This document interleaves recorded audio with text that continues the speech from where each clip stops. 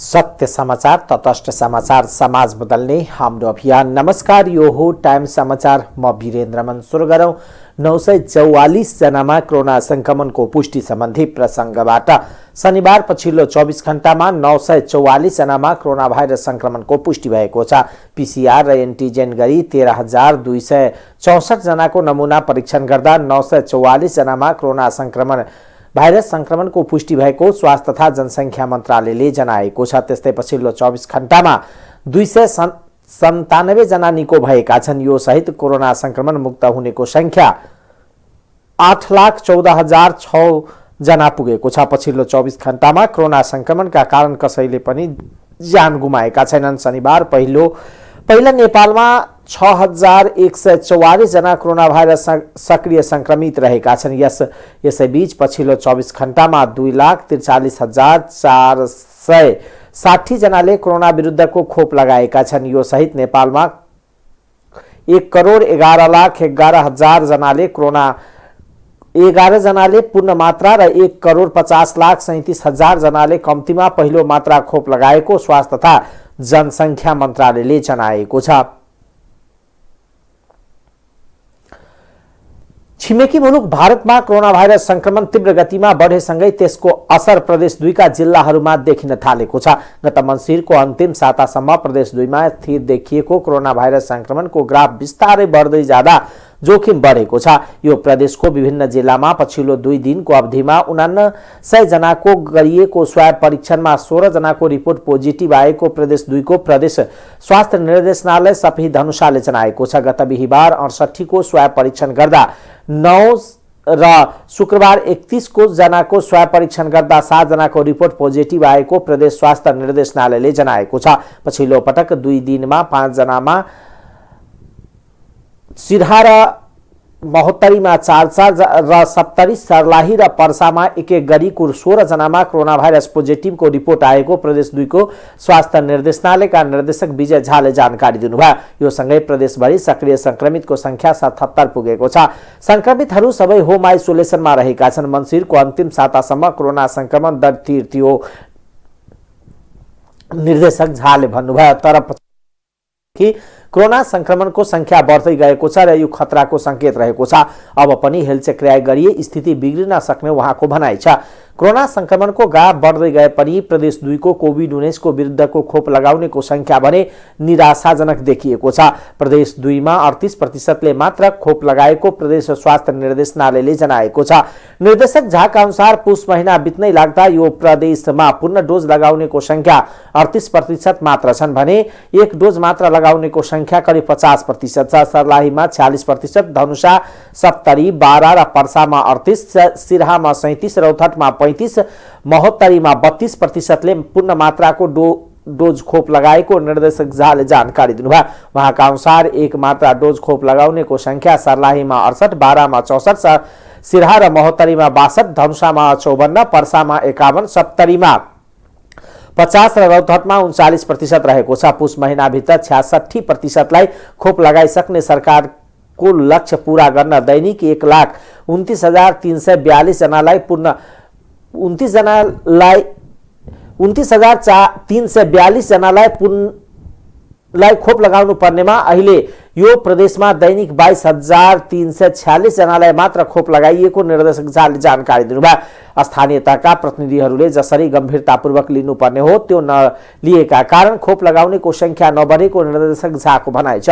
महोत्तरीको जलेश्वर, भिट्टामोर, पर्साको वीरगञ्ज, रौतहटको गौर, सिरहाको माडर, औरी स्थित नाकाहरूमा health desk स्थापना गरी भारतबाट आउनेहरूको स्वास्थ्य परीक्षण सुरु गरिएको प्रदेश स्वास्थ्य निर्देशनालयले जनाएको छ। प्रदेश सरकार विगतको भन्दा अहिले कोरोना संक्रमण रोकथामका लागि बढी सक्रिय देखिएकोले अघिल्लो कोरोना कालको जस्तो सम्भावित तेस्रो लहरमा पीडा भोग्नु नपर्ने प्रदेशवासीहरूको विश्वास रहेको छ।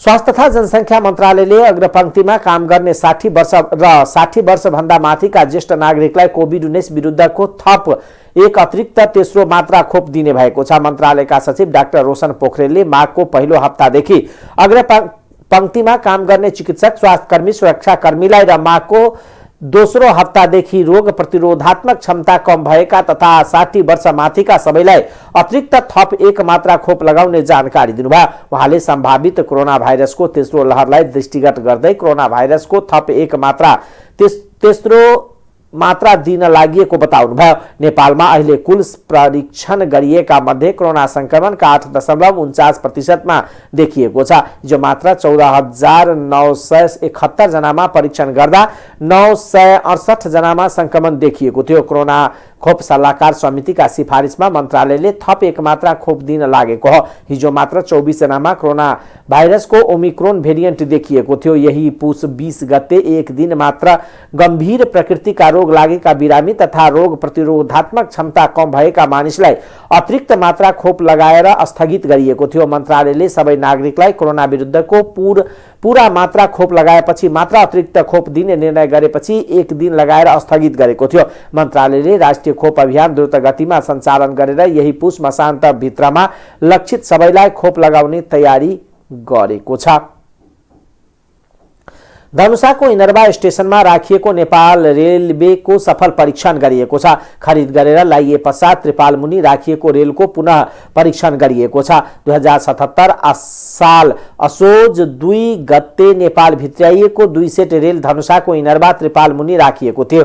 रेलवे ट्र्याक इन्जनको अवस्था बुझ्नका लागि इनरबाबाट जनकपुर धामको कुर्थासम्म नेपाली रेल परीक्षणका लागि गुराइएको रेलवेका अधिकारीहरूले जानकारी दिएका छन्।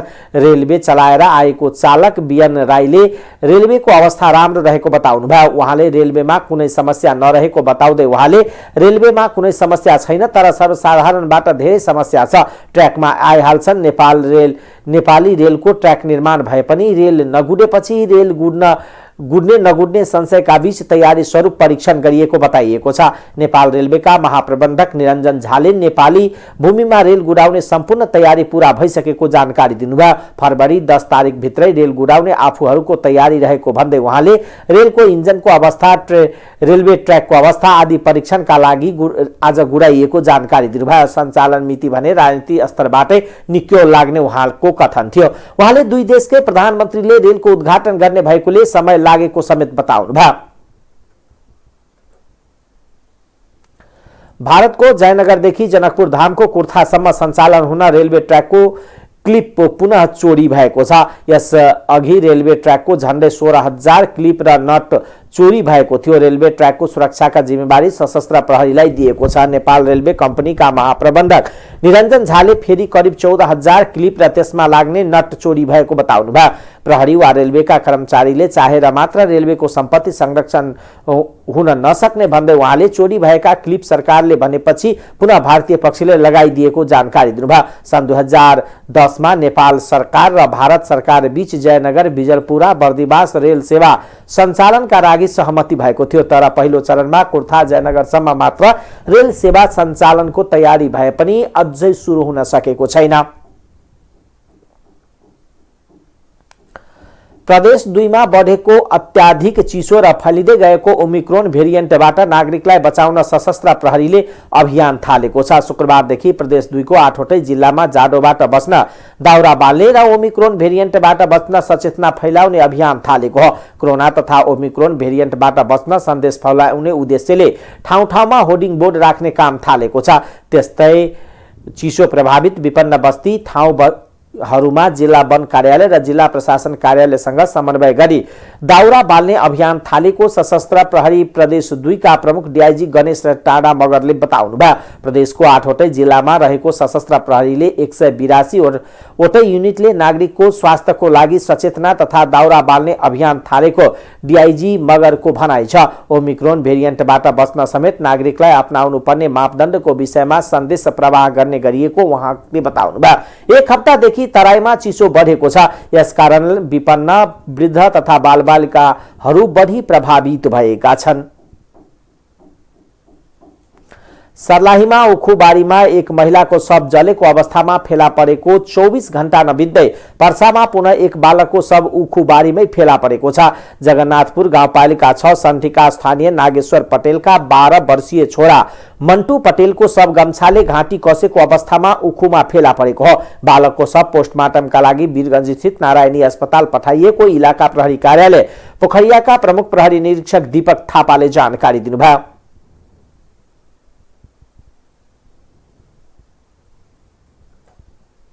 4 दिनदेखि हराइरहेका बालकको खोजबिन परिवारजनले गरिरहेका थिए तर फेला परेको थिएन। गाउँको पूर्वपट्टि उखुबारीमा घाँस काट्न गएकी महिलाले बालकको शव देखेपछि गाउँमा खबर गरेकी थिइन्। घाँटीमा गम्छाले कसेको देखिएको उनको हत्या हुन सक्ने अनुमान गरिएको छ। प्रहरीले घटनामा संलग्न रहेको आशंकामा 4 जनालाई निगरानीमा राखेर अनुसन्धान गरिरहेको जिल्ला प्रहरी कार्यालय पर्साले जनाएको छ। शुक्रबार दिउँसो सर्लाहीको भरतवा नगरपालिका 7 कटनीका स्थानीय सुरत रामकी श्रीमती अन्दाजी 32 वर्षीय सावित्री देवी रामको शव जलेको अवस्थामा उखुबारीमा फेला परेकी थिइन्। सावित्रीको श्रीमान सुरत माझी हाल वैदेशिक रोजगारको सिलसिलामा कतारमा रहेको स्थानीयले बताएका छन्।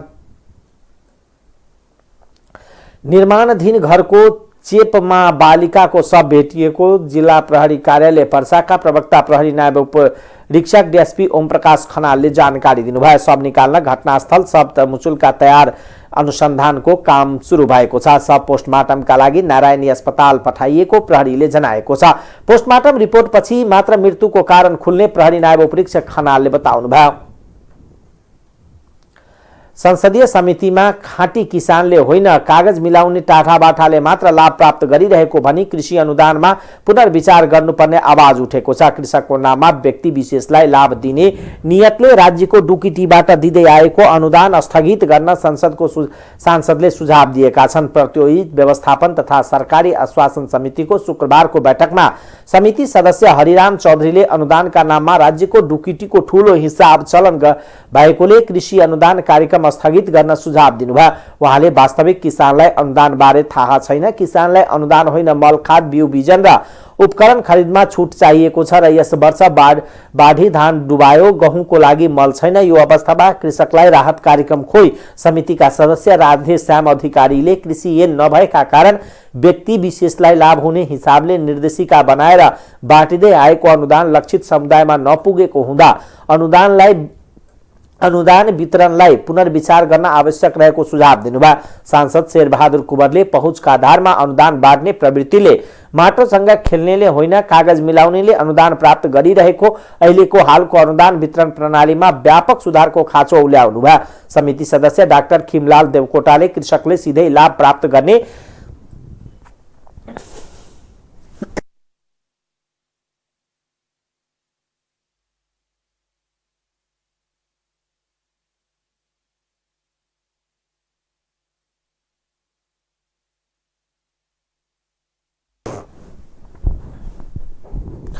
सीधै लाभ प्राप्त गर्ने विषय हरेक वर्ष मल खरिदमा घोटाला दोहोऱ्याए पनि सहज रूपमा मल वितरण भएको कहिले नसुनिएको प्रतिक्रिया दिनुभयो।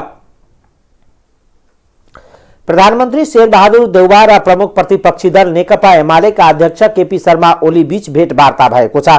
शनिबार बिहान भक्तपुरको बालकोट स्थित ओली निवासमा दुवैजना बीच एक्लै भेटवार्ता भएको हो। एमालेले प्रतिनिधि सभा बैठकमा गरेको निरन्तर अवरोध हटाउने लगायतका विषयमा छलफल गर्न प्रधानमन्त्री देउवा एमाले अध्यक्ष ओलीलाई भेट्न शनिबार बिहान 10:30 बालकोट पुग्नु भएको थियो। संसदको अवरोध हटाउने बारे छलफल गर्न प्रधानमन्त्रीले सर्वदलीय बैठक डाक्दा समेत एमाले उपस्थित नभएपछि प्रधानमन्त्री देउवा छलफलका लागि ओली निवास बालकोट पुग्नु भएको हो। यसअघि पनि सरकार सञ्चालनमा सहयोग गर्न गठित उच्चस्तरीय संयन्त्र संयोजक रामचन्द्र पौडेल बालकोट पुगेर एमाले अध्यक्ष ओलीसँग छलफल गर्नुभएको थियो। अध्यक्ष ओलीले एकीकृत समाजवादी पार्टीमा रहेका सांसदलाई सभामुखले कारवाही नगरेसम्म र एकीकृत समाजवादी पार्टीका सांसद उपस्थित भएको संसद र बैठकमा अवरोध गर्ने अडचन राख्दै आएको छ। नेपाल कम्युनिस्ट पार्टी एकीकृत समाजवादीका अध्यक्ष माधव कुमार नेपालले राष्ट्र निर्माण तथा जनताको सामाजिक रूपान्तरणका लागि आफ्नो पार्टीसँग प्रष्ट दृष्टिकोण रहेकोले देशभर पार्टी प्रति आकर्षण बढ्दै गएको बताउनु भएको छ। पार्टी निकट बुद्धिजीवी परिषदको 10औं राष्ट्रिय अधिवेशनमा उहाँले विज्ञान र प्रविधिको प्रयोगबाट उत्पादन वृद्धि गरी जनताको जीवन स्तरमा परिवर्तन ल्याउनु पर्नेमा जोड दिनुभयो। मानव संसाधन विकासका लागि बुद्धिजीवी वर्गको ठूलो भूमिका रहने विचार व्यक्त गर्दै पूर्व प्रधानमन्त्री समेत रहनुभएका अध्यक्ष नेपालले पूर्वाधार विकास, पर्यटन, जलविद्युत र उद्योगका क्षेत्रमा सरकारले लगानी वृद्धि गरेकोमा ठूलो संख्यामा रोजगारी बढ्ने बताउनुभयो। सांस्कृतिक क्रान्तिको क्षेत्रमा अब हामीले हात हाल्नुपर्ने छ। यस अर्थमा आर्थिक रूपान्तरणको कुरा, सामाजिक रूपान्तरणको कुरा, सांस्कृतिक रूपान्तरणको कुरा चाहना त हामीले धेरै गर्यौँ। कामको परियोजना बनाउँदाखेरि व्यवहारिक बनाउनु पर्दछ, यथार्थवादी पनि बनाउनु पर्दछ र सकिँदैन कि भन्ने भए तापनि सकिएको उदाहरण प्रस्तुत भएको छ भने त्यसलाई लागू पनि गर्नुपर्छ। त्यसको निम्ति प्रत्येक कामको अनुगमन गर्नुपर्छ। हाम्रो अर्को ठुलो समस्या अनुगमन प्रणाली कमजोर छ। अनुगमन प्रणाली कमजोर छ, हामी अनुगमन गर्दैनौँ र अनुगमन नगरिसकेपछि काम गुणस्तरीय भइरहेको छ कि छैन, अन्त्य समयमा पुरा भइरहेको छ कि छैन, त्यो ध्यान जाँदैन। चाहिँ तीनटा कुरामा जोड दिनुपर्छ। एउटा काम गुणस्तरीय भइरहेको छ कि छैन, दोस्रो त्यो टाइमली कम्प्लिसन गर्ने ठाउँमा पुगिरहेको छ कि छैन, तेस्रो त्यो त्यसको रिजनेबल कस्ट छ कि छैन। यो reasonable cost, no more inflation, inflated, बढाइ चढाइकन, अनि यति थोरै लाग्छ भने त्यसपछि फेरि त्यसलाई भेरिएसनको नाममा थप्दै जाने। पोखराको एयरपोर्ट कतिबाट सुरु गर्यो, हुँदा हुँदा चाहिँ त्यही के भन्छन् दोलखाको के कोशी भोटे कोशीको चाहिँ त्यो कस्ट, यी सबैको कस्ट किन नेपालमा आएको छ? मलाई यो Hindustan hydro power, Tamakoshi hydro power प्रोजेक्टको एउटा त्यहाँको जेनरल म्यानेजरले भन्थ्यो कि हामी त्यही बिजुली पारिपट्टि महाकालीको पारिपट्टि उत्पादन गर्छौँ, पर युनिट कस्ट यति पर्छ। तपाईँहरूको यो देशमा एउटा त्यही ठाउँमा हाइड्रो पावर सुरु गर्छन्, त्यसको कस्ट कहाँबाट कहाँ पुग्छ? उहाँले राष्ट्रको प्रतिष्ठा उठाउने विषयमा पार्टीका नेता तथा कार्यकर्ताले वाडा तथा स्थानीय तहदेखि नै निर्माण प्रक्रियामा सूक्ष्म रूपमा नियमन गर्नुपर्ने बताउनुभयो। 2 दिनसम्म सञ्चालन हुने अधिवेशनले नयाँ कार्य समितिको निर्वाचन गर्नेछ। राष्ट्रिय समाचार समितिका पूर्व प्रधान सम्पादक एवं वरिष्ठ पत्रकार खिल ध्वज थापाको कृति एक पत्रकारको बकपत्र सार्वजनिकीकरण गरिएको छ। श्रीमती सावित्री श्री प्रकाशक रहनुभएका उक्त पुस्तकको वरिष्ठ पत्रकार भैरव रिसालले शनिबार राजधानीमा आयोजित एक कार्यक्रम बीचमा विमोचन गर्नुभयो। पत्रकारिता यात्रामा भोगेका घटना, गरिएको अनुभव लगायतका विषय वस्तु समेटेका उक्त पुस्तक सरल भाषामा प्रस्तुत गरिएको छ। पुस्तकमा पेरिसमा एकान्तवास, कश्मीरदेखि कन्याकुमारीसम्म कावा निहाल्दै लाटाङ हिमालमा एक रात घुमघाममा राजा रानीसँग एक पत्रकारको आँखामा राजनीति, पुरानो ऐनामा आफूलाई निहाल्दा लगायतका शीर्षकमा विविध विषयवस्तु समेटिएका छन्। कार्यक्रममा वरिष्ठ पत्रकार रिसालले नेपाली वाङ्मय एक पत्रकारको बकपत्र एउटा खदिलो सम्पत्तिको रूपमा थपिएको बताउनुभयो। राजनीतिज्ञ एमएस थापाले तात्कालीन अवस्था र व्यवस्थामाका विषयमा एउटा अनुभवी पत्रकारद्वारा लेखिएको पुस्तक इतिहासका सङ्गालोको रूपमा पाठकका लागि पठनीय र संग्रहणीय सामग्री रहने उल्लेख गर्नुभयो। वरिष्ठ पत्रकार ध्रुवहरि अधिकारीले पुस्तक अध्ययनका क्रममा कथा, उपन्यास, निबन्ध जस्तो अनुभूति भए पनि तथ्यगत र सृजनशील विषय वस्तु समेटिएको खदिलो यात्राका रूपमा रहेको बताउनुभयो। राजशासनका पूर्व महाप्रबन्धक श्री रामसिंह बस्नेतले लेखकीय इमानदारी प्रष्ट रहेको र सरल भाषामा पत्रकारिता यात्रामा भोगेका अनुभवको सङ्गालोको रूपमा लेखिएको पुस्तकमा समितिका विषयवस्तु बिनाग्रह पूर्वाग्रह प्रस्तुत भएको धारणा व्यक्त गर्नुभयो। पुस्तक वास्तवमा मेरो यो जीवनी पनि होइन, आत्मकथा पनि होइन, संस्मरण मात्रै हो।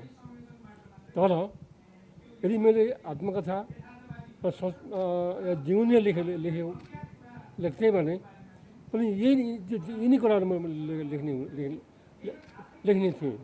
किनभने मेरो आफ्नो बारेमा मैले यहाँ जे लेखेको छु, जे कुरा मैले उल्लेख गरेको छु, त्योभन्दा बाहेक मलाई के पनि भन्नु छैन।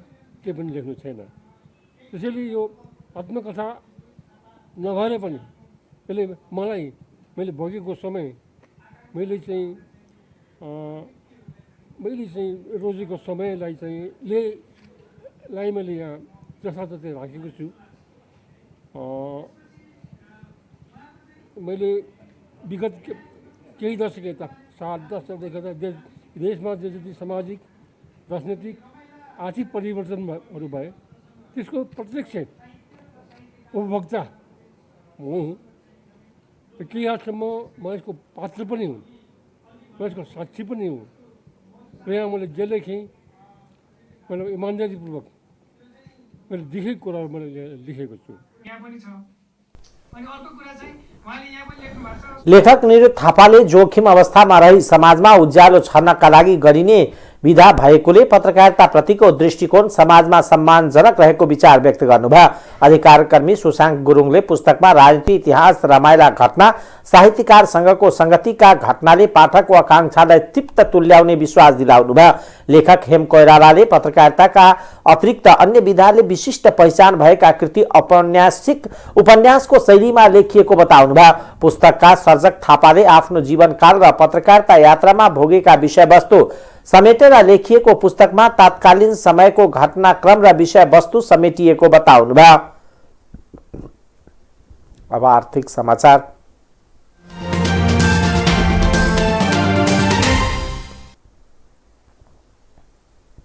विकासको गति सुस्त भएप्रति प्रधानमन्त्री शेरबहादुर देउवाले असन्तुष्टि व्यक्त गर्नुभएको छ। सिंहदरबार स्थित प्रधानमन्त्री तथा मन्त्री परिषदको कार्यालयमा भएको बैठकमा देउवाले सरकारी कोषको रकम परिचालन नभए बजारमा तरलता बढिरहेको सन्दर्भमा असन्तुष्टि व्यक्त गर्नुभएको हो। उहाँले विकास निर्माणले गति लिन नसकेको तर्फ पनि सरकारी संयन्त्रको ध्यानाकर्षण गराउनु भएको छ। विकास निर्माणका परियोजनाहरूको गति बढाउन अनावश्यक झन्झट हटाउने गरी लाग्नुस् उहाँले निर्देशन दिँदै भन्नुभयो। कानुनी समस्या भए त्यसमा पनि सुधार गर्ने गरी क्रियाशील रहनुहोला। देउवाले राष्ट्रिय गौरवका आयोजनाले गति नलिएकोमा पनि चिन्ता व्यक्त गर्नुभयो।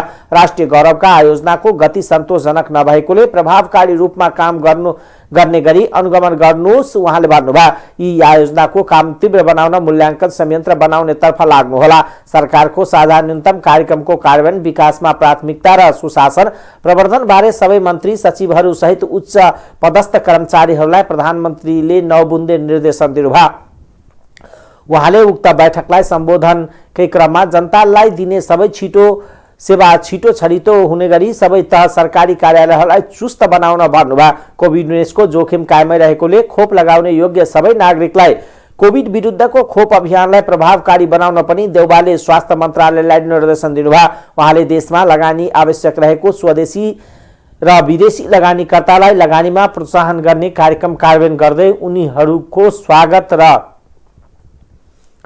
सम्मान कार्यक्रम अघि बढाउन पनि मातहतका निकायलाई निर्देशन दिनुभयो। अब अन्तर्राष्ट्रिय समाचार।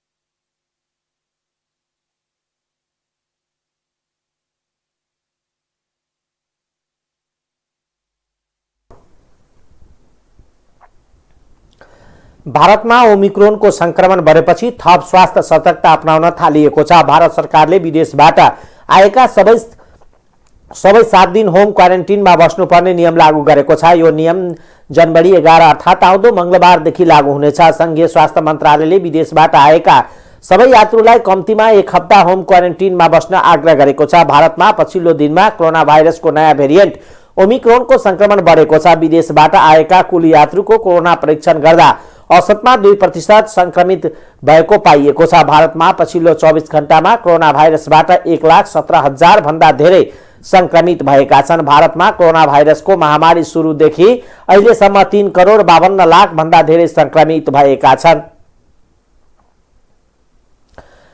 काजाकिस्तानमा भइरहेको विरोध प्रदर्शन र हिंसाका बीच त्यहाँका सरकारले सेनालाई बिना चेतावनी गोली चलाउन आदेश दिएको बीबीसीले जनाएको छ। कजाकिस्तानमा राष्ट्रपति कासिम जोमार्ट तोकाएवाले अल्टिमाटी शहरमा 20,000 को संख्यामा रहेका विरोध प्रदर्शनकारीले आक्रमण गरेको बताउनु भएको छ। अलमाटी शहर बढिरहेको तेलको मूल्यको विरोधमा भइरहेको विरोध प्रदर्शन र हिंसाको केन्द्र। राष्ट्रपति तोयबले यस हिंसाका लागि विदेशमा तालिम लिएका आतंकवादीहरू जिम्मेवार भएको दावी गर्नुभएको छ। यद्यपि उहाँले यो दावी बारेमा कुनै प्रश्न पार्नु भएको छैन। यसैबीच कजाकिस्तानको अनुरोधमा रुसको नेतृत्वमा रहेको सेना कजाकिस्तान पुगेको छ। कजाकिस्तानको गृह मन्त्रालयले 26 सशस्त्र अपराधीलाई मारिएको र हिंसामा 18 सुरक्षाकर्मी अधिकारी मारिएको बताएको छ। त्यस्तै 3000 भन्दा धेरै मानिसलाई पक्राउ गरिएको गृह मन्त्रालयले जनाएको छ। यद्यपि प्रभावित क्षेत्रमा इन्टरनेट सेवा बन्द रहेको र निकै कम जानकारी सार्वजनिक भइरहेको छ। स्थानीय सञ्चार माध्यमका अनुसार पुरै देशमा 70 चेक पोइन्ट राखिएको छ। कजाकिस्तानमा तेलको मूल्यमा भएको वृद्धिको विरोधमा प्रदर्शनको क्रममा हिंसा बढेको हो। यो अवस्थालाई लिएर अमेरिका, बेलायत, फ्रान्सका साथै संयुक्त राष्ट्रले पनि सबै पक्षलाई संयम रहन अपील गरेको छ।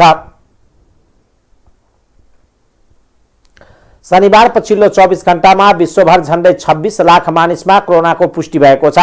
कोरोनाको ओमिक्रोन भेरिएन्टको प्रकोप बढेसँगै दैनिक जसो संक्रमितको संख्या बढिरहेको छ। पछिल्लो पटक अमेरिकामा 7,55,000 जनामा कोरोनाको पुष्टि भएको छ। फ्रान्समा 3,28,000, बेलायतमा 1,78,000, भारतमा 1,41,000 र स्पेनमा 1,15,000 मा कोरोना संक्रमणको पुष्टि भएको छ। त्यस्तै अर्जेन्टिनामा 1,10,000, इटलीमा 1,08,000, अस्ट्रेलियामा 78,000, टर्कीमा 63,000 र जर्मनीमा 59,000 जनामा कोरोना संक्रमणको पुष्टि भएको छ। सोही अवधिमा कोरोना संक्रमणबाट विश्वभर 6,000 भन्दा बढी मानिसको मृत्यु भएको छ। मृत्यु हुने मध्ये अमेरिकामा 1,768, रसियामा 787, जर्मनीमा 284, वियतनाममा 233, बेलायतमा 229, इटलीमा 223, फ्रान्समा 193 जनाको मृत्यु भएको छ।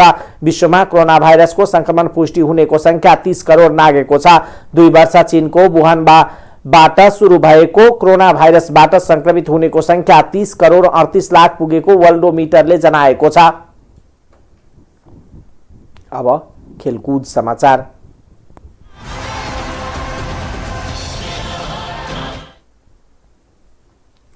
शहीद स्मारक ए डिभिजन लीग फुटबलमा 8औं चरण अन्तर्गत 3वटा खेल भएको छ। आत्मघाती गोलको सहयोगमा लीग लिडर मछिन्द्र फुटबल क्लबको शहीद स्मारक लीगमा शनिबार पुछारको फ्रेन्च क्लबलाई 1-0 ले पराजित गरेको छ। त्रिपुरेश्वर स्थित दशरथ रङ्गशालामा भएको खेलको 67औं मिनेटमा फ्रेन्चका रोल एन्थोनी पाउलले दोस्रो हाफमा आत्मघाती गोल उपहार दिँदै मछिन्द्रले 3 अङ्क जोड्न सफल भयो। खेलमा मछिन्द्रले गोलका लागि अवसर बनाए पनि फिनिसिङ गर्न सकेनन्। जारी लिगमा 6औं जितपछि लिडर मछिन्द्रले 8 खेलबाट 20 अङ्क जोडेको छ। त्यस्तै पोखरा रङ्गशालामा दिउँसो 2 बजेदेखि मनाङ मर्स्याङ्दी क्लब र च्यासल युथ क्लब बीच खेल भएको छ। मनाङ अङ्क तालिकाको दोस्रो स्थानमा छ, उसको 7 खेलमा 16 अङ्क छ। च्यासल 7 खेलमा 5 अङ्कका साथ पुछारबाट दोस्रो स्थानमा छ। दशरथ रङ्गशालामा दोस्रो खेलमा बेलुका 4:45 बजे न्यू रोड टिम एनआरटी र त्रिभुवन आर्मी क्लब बीच भएको छ। टाइम्स समाचार अहिलेको लागि यति नै। हेर्दै गर्नुहोला टाइम्स टेलिभिजन। नमस्कार।